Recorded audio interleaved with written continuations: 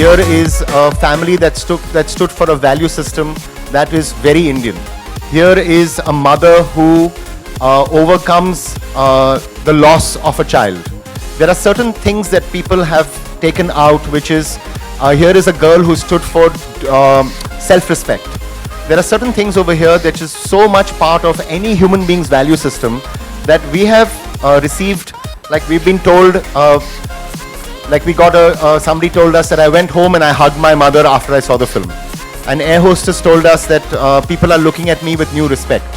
So there is certain things that are connecting here which is just common human values. एक साधारण लड़की की कहानी है, तो जब लोग एक ऑर्डिनरी फैमिली, ऑर्डिनरी लाइफ को देखते हैं जो एकदम एक्स्ट्रा ऑर्डिनरी बन जाता है, आई थिंक पीपल कनेक्ट कि यार ये कोई भी हो सकता था.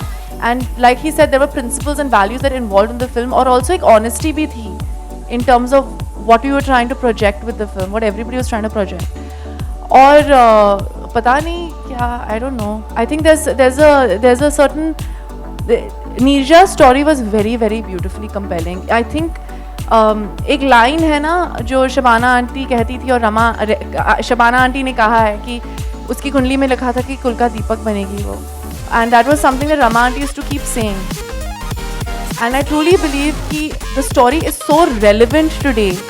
We are constantly facing some of the issues that are showcased in the film are so relevant that everybody is actually connecting to her, to Neerja, not to me. It's connecting to her story, to her values, and the way that Ram and Saivan and Samyukta have put across the story, and the way that it's been, you know, supported by everybody.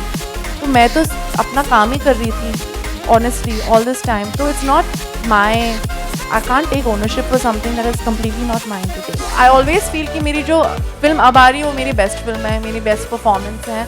और मेरे dad ने बहुत एक खूबसूरत चीज़ मुझसे कही कि as an actor you are always learning, you always a student, so you always feel you can do better. This has been one of my best experiences for sure because of the people involved. पर मुझे लगता है कि शुरुआत तो अभी हुई है. लेकिन मैं जब रमा जी से मिली थी, जो जिस चीज़ से मैं बहुत ज़्यादा मुतासिर हुई थी वो थी उनकी जिंदा दिली, और वो थी उनका, ऐसा लगता था कि एक समंदर है वो मोहब्बत की. तो इस बात का मुझे बहुत एहसास था कि ये जो जितनी मोहब्बत उनकी बातों में टपकती थी, फिर राइटर्स ने उसको लिखा भी इस तरह से. और मुझे ऐसा लगता है कि क्योंकि मैं सोनम को बचपन से जानती हूँ, इसको अपने सामने मैंने पैदा होते देखा है, बड़ा होते देखा, तो इसके लिए और भी ज़्यादा मुझे लगता है कि मुझे आसानी हुई. लेकिन अब ऐसा लगता है कि हम सब लोग बैठ के बस एक दूसरे की तारीफ ही करते रहेंगे. लेकिन सही मानों में राम, जब डायरेक्टर आपको बताता है कि वो क्या फिल्म बना रहा है, तो उससे एक्टर को जो अपना सेंटर है वो सेंटर उससे मिला. और राम बार बार ये कहते थे कि देखिए फोरग्राउंड में ये हाईजैक है, लेकिन basically it's a love story between a mother and a daughter, and I think that comes across. इसीलिए लोगों को इतनी पसंद आ रही है वो चीज़. Thank you. Which is very sad कि ये हुआ है, क्योंकि मैं आज एक लाइव चैट कर रही हूँ और मेरे बहुत सारे ऐसे फैंस हैं जो पाकिस्तान में हैं, मेरी फिल्म्स टचवुड अच्छी करती हैं पाकिस्तान में. They are all watching pirated copies of the film over there. और ये बहुत ही अफसोस की बात है. मैं बहुत ही डिसअपॉइंटेड हूँ और मुझे समझ में नहीं आ रहा. ये तो सिर्फ पॉलिटिक्स है आई थिंक दोनों साइड्स की. और ये पता नहीं, मैंने एक चीज़ बोली थी कि there is no place for politics in art and sports, and unfortunately that's the case. That's what's happening, and it's very very very very sad that it's not released in Pakistan. Because 60 साल से पहले तो हम एक ही country थे. 60 years, little more than 60 years ना. तो मुझे याद है कि मैं बोर्डिंग स्कूल में थी और हम जब we used to always hang out, Indians and Pakistanis we used to always hang out together. हमारी जो लैंग्वेज थी सेम थी, हम दिखते सेम है, कल्चर सेम है, सब कुछ सेम है. सिर्फ क्रिकेट मैच के टाइम हम थोड़ा हो जाते थे, but otherwise we were always together. तो मुझे समझ में नहीं आ रहा कि what is the reason that it's not released there. I am not understanding it. Can be that complicated. जाहिर है कि मुझे बहुत अफसोस है, मगर अभी भी मैंने होप गिव अप नहीं की है, क्योंकि अभी तक हमको किसी ने ना नहीं कहा है. बस ये कहते हैं कि प्रोसेस जारी है.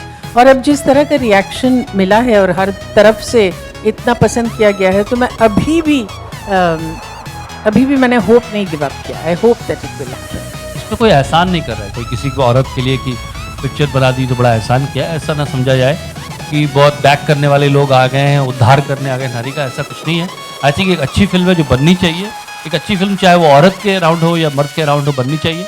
And I think it's a good film, that's the pre requisite, you probably need to appreciate that। and I think feminist की जो हद है वो यही है कि कहीं वो डिफरेंस ही ना रह जाए। अच्छी फिल्म चाहे वो औरत ने की हो या आदमी ने की हो, वो अच्छी फिल्म होनी चाहिए। मुझे तो लगता है कि फिल्मों में बेस्ट एक्टर अवार्ड होना चाहिए, बेस्ट फीमेल और बेस्ट मेल होना नहीं चाहिए, best female singer best male singer भी नहीं होना चाहिए, एक होना चाहिए और वो दोनों को उसके लिए कम्पीट करना चाहिए। और मुझे लगता नहीं कि क्यों होता है, मुझे आज तक समझ नहीं आता।